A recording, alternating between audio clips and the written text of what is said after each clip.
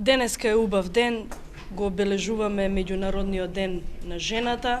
обележуваме 10 години од донесување на Законот за еднакви можности помеѓу мажите и жените во Република Македонија. Во тој контекст на сите жени во Република Македонија им го честитам празникот и ги повикувам да ја продолжиме борбата за женските права, за подобра позиција на жената во општеството и за се она што значи напредок и унапредување на целокупното општествено живење. Пред да почнам да зборувам за она што беше денешна тема, јас би ве замолила како медиуми денеска после оваа изјава да се вратите во салата и да продолжите да ја следите дискусијата на овие жени, организации кои што сите овие години наназад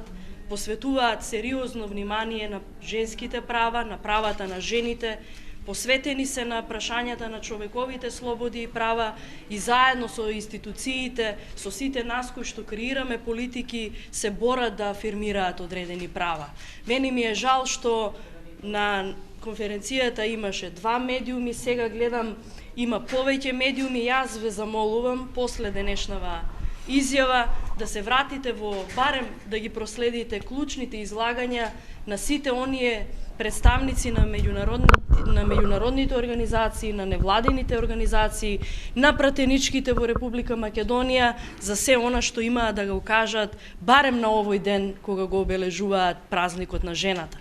Министерството за труд и социјална политика, секторот за еднакви можности, UNDP, поточно канцеларијата на UN Women во Република Македонија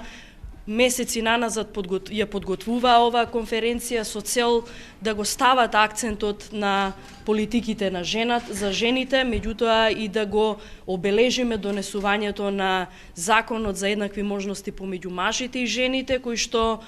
исто така обезбедува законска рамка и овозможува почетна позиција за обезбедување на правата на жените.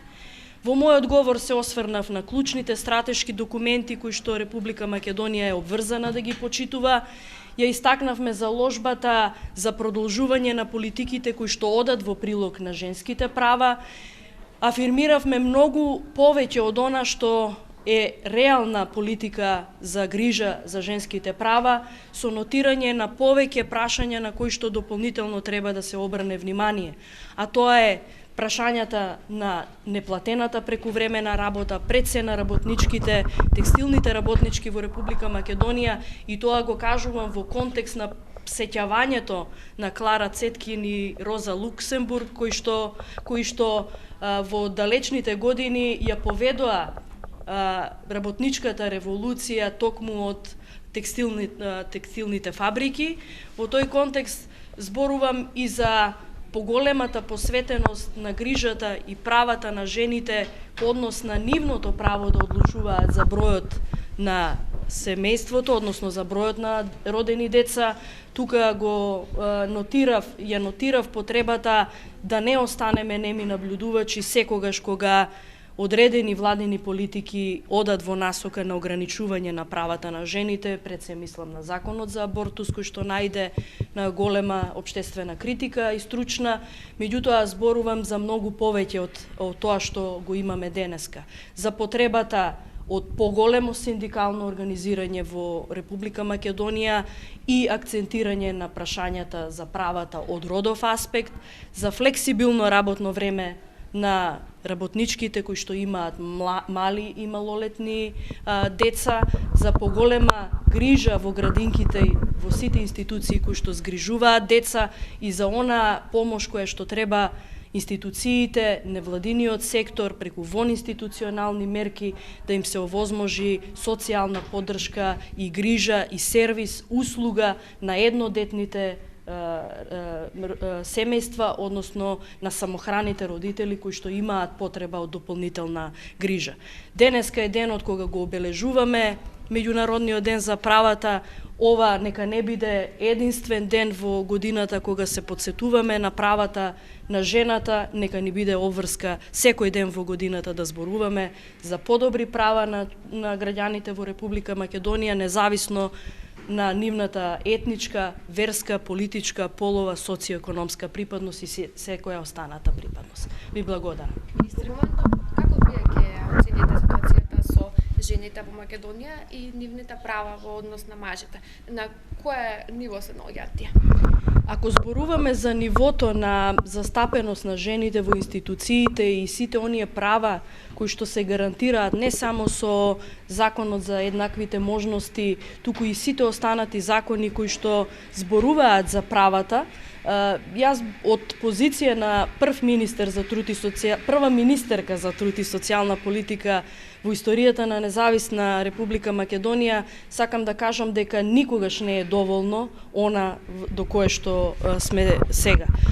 Зборувам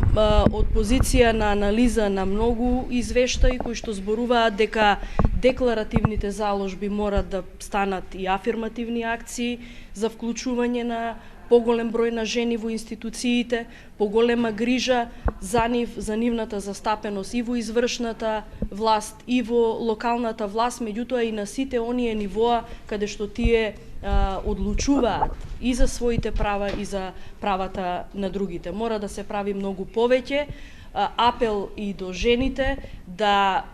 ја променат и субјективната перцепција за нивната улога во општеството и да го дадат максимумот во заложбите да покажат колку се значајни нивните придонеси за подобра Македонија. Затоа вчера знаете на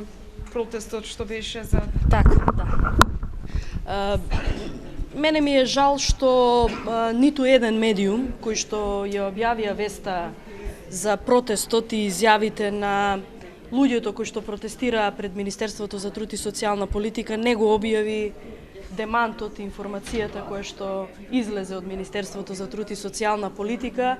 што оди спротивно на она што беше искажано од представникот, еден од представниците кој што учествуваше на двочасовниот состанок кој што го имавме во Министерството за труд и социјална политика. Сакам да појаснам за јавноста неколку прашања кои што се отворија, меѓутоа во насока на дезинформирање на јавноста по однос на статусот на лицата и по однос на обврската за нивно ангажирање. Во медиумите протече информацијата дека тие бараат продолжување на договорите за работа со Министерството за труд и социјална политика и алудира на отпуштање од работа од страна на Министерството за труд и социјална политика. Во тој контекст сакам да кажам дека луѓето кои што протестираат пред Министерството за труд и социјална политика никогаш не работеле во Министерството за труд и социјална политика и не биле ангажирани по никаков договор за извршување на работа поврзана со грижата за хигиената во кампот Вино Југ Гевгелија. Ангажманот на тие луѓе е направен од јавното комунално предпријатие Гевгелија и градоначалникот на општината Гевгелија, кој што без никаков акт за договор, без никаков акт кој што ќе ги регулира правата и обврските, ги ангажирал за одржување на хигиена во кампот Вино Југ Гевгелија и без да ги информира ги известил дека од 1.3